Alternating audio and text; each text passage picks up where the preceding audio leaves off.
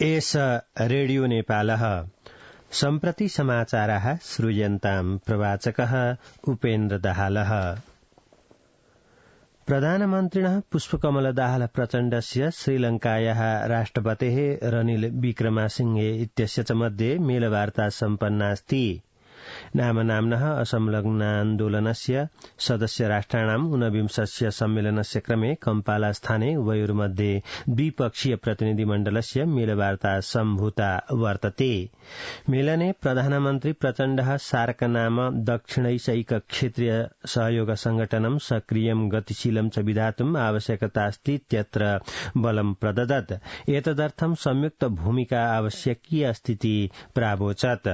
मेलवार्तायां श्रीलङ्कायाः राष्ट्रपतिः विक्रमासिंहे सार्क संगठनं गतिशीलं विधातुम् आत्मनः सहयोगो भवतीति भासमाणः क्षेत्रीय हिताय संयुक्तार्थिक क्रियाकलापाय च नेपाल श्रीलङ्कयोर्मध्ये सहकार्यम् आवश्यकम् अस्तीति बलं प्रादात्।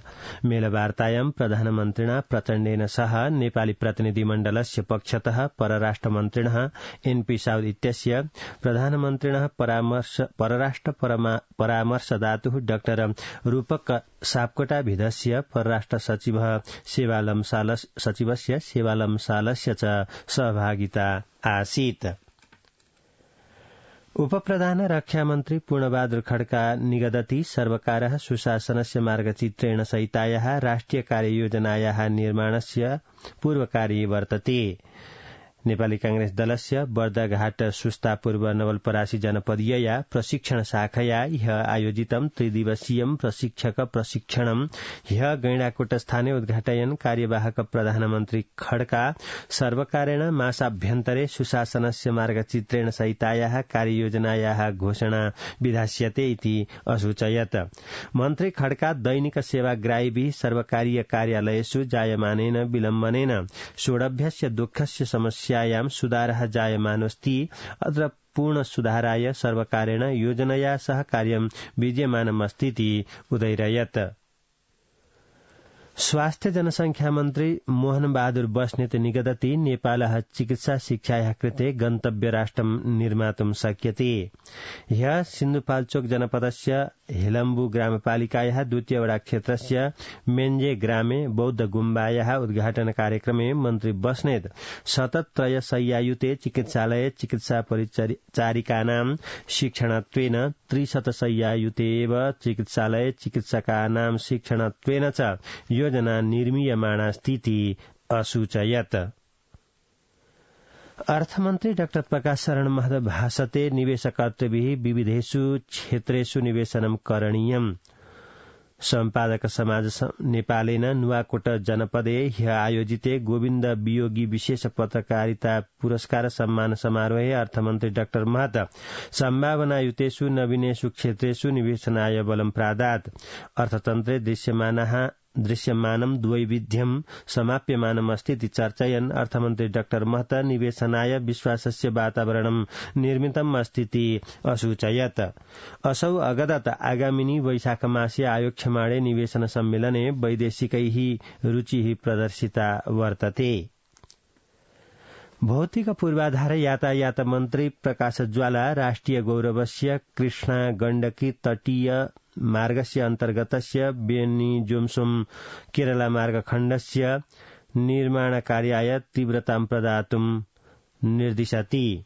बेनी-जोम्सोम कोरला मार्गस्य म्याग्दी खण्डस्य निरीक्षणस्य क्रमे ह्य मन्त्री ज्वाला निर्माणकार्ये विलम्बनं सम्भूतम् अस्तीति भासमाण निर्माणकार्याय गतिं प्रदातुं सम्बद्धान् निर्माण व्यवसायिनो निरदिशत्।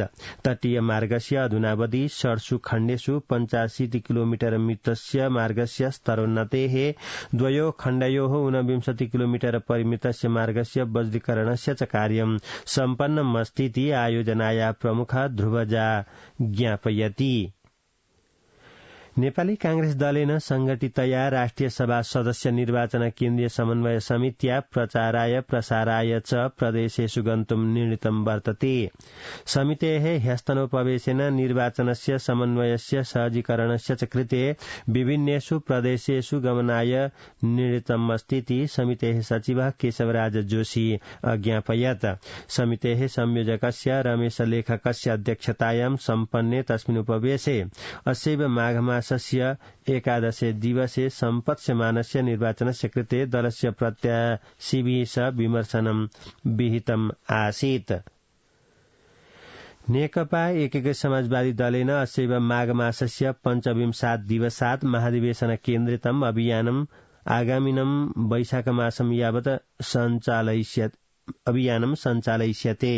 आगामिनं वैशाखमासं यावत् आयोक्ष्यमाणस्य अभियानस्य अन्तर्गतं सांगठनिक सुदृढीकरणं सदस्यतायाः वितरणं राजनीतिकानां सामाजिकानां च गतिविधीनाम् अभिलेखीकरणं प्रशिक्षणं चेति कार्यक्रमाः सञ्चाल्यन्ते। आगामिनि ज्येष्ठमासे राष्ट्रिय महाधिवेशनम् आयोक्ष्यमाणेन नेकपा समाजवादी दलेन स्वस्य अन्तर्गताः समितयः अस्यैव मार्गमासस्य 14-15 दिवसयोः काष्ठमण्डपे आयोक्ष्यमाणे द्वितीय केन्द्रीय परिषदः उपवेशे सहभागितायै प्राप्स्यमानाः सर्वे नेतृ कार्यकर्तारः दलस्य सदस्यतायाः नवीकरणार्थं निर्दिष्टाः वर्तन्ते। सर्वकारेण आनीताः कोरोना विषाणोः प्रतिरोधिनः टीकाकरणस्य 40 लक्षमात्राणां प्रयोगस्य अभावात् विसर्जनार्थं पूर्वकार्यं विहितं वर्तते। चीन सर्वकारेण अनुदाने प्रदत्तस्य कोरोना विषाणोः प्रतिरोधिनः साइनोभ्याक्स नामकस्य सूचिकौषधस्य प्रयोगात् पूर्वमेव प्रयोगावधेः समाप्तेः अनन्तरं विसर्जनाय पूर्वकार्यं विहितमस्तीति स्वास्थ्य जनसंख्या मन्त्रालयस्य प्रवक्ता डाक्टर प्रकाश बुढाथोकी सूचयति। आवासीयतर नेपाली संघस्य नवनिर्वाचितया कार्यसमित्या कार्यस्य प्रारब्धस्य नवतेः दिनानाम् अवधौ आसन्न 60 कोटिनां 65 लक्षाणां च रूप्यकाणां विभिन्न मानवीय सहयोगः नेपाले परिचालितो वर्तते।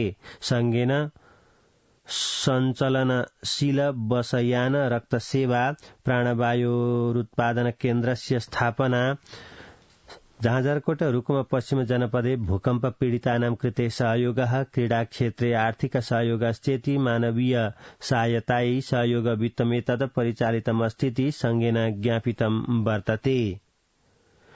मुंगलिन पोखरा मार्गस्य विस्ताराय पूर्वभागीय खण्डे तनहुँ जनपदस्य मुख्यालय दमौली बजार क्षेत्रे गृहतोटनस्य कार्यं प्रारब्धं वर्तते। त्रोटनीयेषु 70 गृहेषु 45 परिवारै प्रथमचरणस्य सहयोगवित्तस्य प्राप्तेः अनन्तरं स्वयमेव गृहाणि त्रोटयितुं प्रारब्धमस्ति। गृहतोटनस्य पश्चात् द्वितीयचरणस्य सहयोगवित्तं प्रदास्यते इति मुंगलिन पोखरा मार्गस्य पूर्वभागीय खण्डस्य स्थपति विष्णुप्रसाद पाण्डे ज्ञापयति। जापान देशस्य जाक्सा नाम्न्याः राष्ट्रियान्तरिक्ष संस्थया जापानदेशीयं मानवरहितं यानं चन्द्रमसि अवतारितमस्ति। जापानदेशस्य अन्तरिक्ष सम्बद्धया संस्थया स्लिम इत्याख्यं स्मल लुनार ल्याण्डिंग डेमोन्स्ट्रेटर इति नामकं मानवरहितं यानं चन्द्रमसि अवतारितमस्तीति ज्ञापितं वर्तते।